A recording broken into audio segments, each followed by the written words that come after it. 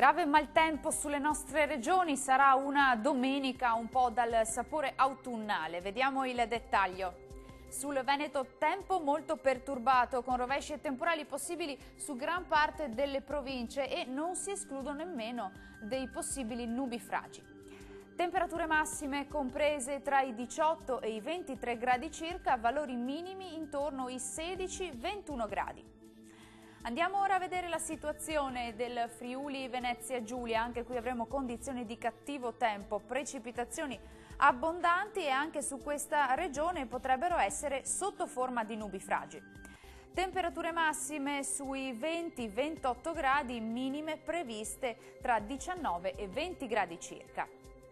Raggiungiamo infine il Trentino Alto Adige, anche qui maltempo con precipitazioni diffuse e localmente anche a carattere temporalesco. Clima autunnale con temperature massime intorno ai 21 gradi, minime sui 18-19 gradi circa. Il mare sarà generalmente poco mosso, i venti forti, sud-orientali sulle zone costiere molto forti al largo. Per ora dal meteo è tutto, grazie per l'attenzione e arrivederci al prossimo aggiornamento.